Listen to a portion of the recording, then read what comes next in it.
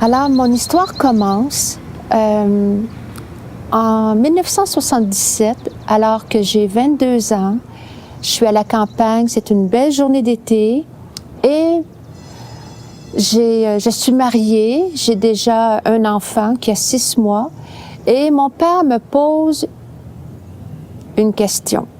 « Ghislaine, qu'est-ce que tu fais sur la terre? » Ben voyons, père, je suis mariée, j'ai un enfant, j'ai un travail à temps partiel. Non, non, enlève tout ça. Enlève ton horaire de 24 heures. Enlève ton horaire de 7 jours par semaine. Qu'est-ce que tu fais sur la terre? Alors là, il est 11 heures le matin. Je reçois cette question-là. J'y ai pensé toute la journée, ainsi que toute la nuit. J'en ai pas dormi. Et quand je pensais à cette question, ça m'angoissait tellement, ça me troublait. J'avais l'impression que je descendais dans un grand tunnel noir et que j'avais rien pour me raccrocher. Le lendemain matin, quand je me suis levée, je suis allée voir mon père. Là, je lui ai dit, « Toi, Papa Paré, je veux plus jamais que tu me poses cette question-là. J'en ai pas dormi de la nuit. » Alors, mon père a fait un petit sourire, puis il m'a dit, « Tu sais, j'ai posé la question à beaucoup de personnes, des personnes très instruites, très religieuses, et j'ai pas eu de réponse encore. Si tu trouves une réponse, tu me le diras. » Alors, les années ont passé et j'ai vraiment essayé d'éviter cette question-là parce que ça me troublait beaucoup. En 1983, nous déménageons à Repentigny et peu après notre arrivée, il y a 2 jeunes qui frappent à la porte et qui veulent nous partager la bonne nouvelle de l'Évangile. Alors, je suis intriguée, je veux bien les recevoir, mais j'ai de la visite à ce moment-là. Alors, je leur dis, « Voudriez-vous revenir ce soir? » Alors, bien sûr. Alors, le soir, ils reviennent et ils prennent leur Bible.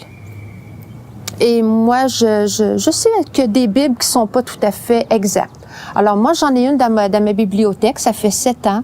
J'ai essayé de la lire, mais je comprenais rien parce que j'ai grandi dans l'époque où on disait, vous pouvez lire la Bible, mais vous comprendrez rien. Puis effectivement, c'est ce qui m'arrivait. Mais j'ai quand même décidé de prendre ma Bible. Et là, la jeune fille me montre des versets qui me parlent que je suis pécheur et que je ne peux me présenter devant Dieu tel que je suis. C'est une réalité qui me frappe beaucoup parce que moi, je pensais qu'en pratiquant ma religion du mieux que je pouvais arriver au standard de Dieu. Mais là, en lisant dans la Bible, puis je crois vraiment que c'est la parole de Dieu, je réalise que non, je pourrai jamais entrer dans la présence de Dieu tel que je suis. Je comprends également en lisant que Jésus-Christ a pris ma place à la croix. Il a pris tous mes péchés sur lui. Il a été puni à ma place. Il est mort pour moi sur la croix. Et le ciel que j'essayais de gagner par mes propres forces, il veut me le donner comme un don gratuit. Je n'ai qu'à le recevoir, à lui demander. Alors, je vais faire venir les jeunes 3 fois. Et finalement, à la fin, ils me laissent un petit livre et des versets à lire. Et pendant une semaine, je vais vraiment lire ma Bible. Et le petit livre également. Et je me dis... Et je comprends les paroles que je lis. Depuis que je suis toute petite, en allant à l'église, on disait souvent, c'est par lui, c'est avec lui, c'est en lui. Et là, je lis ces paroles-là et je comprends ce que ça veut dire. Tout est en Jésus-Christ. Le salut, il est en Jésus-Christ. Je savais que Jésus était venu mourir pour tous, mais j'avais jamais compris que moi, Ghislaine de Courcy, j'avais besoin d'un sauveur. Alors, après une semaine de lecture, j'ai courbé la tête et j'ai dit, « Seigneur Jésus, je veux te recevoir comme mon sauveur personnel. » Mais juste avant de compléter, je me suis dit, « Oh, qu'est-ce que ça va me coûter? » Et en un instant, j'ai revu les 29 années de ma vie, tout le fardeau que j'y avais accumulé. Et j'ai vu aussi la croix. Et j'ai compris qu'en allant avec Jésus-Christ, mon fardeau tombait. Alors je dis, c'est correct, Jésus. Je t'invite. Prends ma vie. Et le fardeau est tombé. J'ai eu une telle paix dans mon cœur.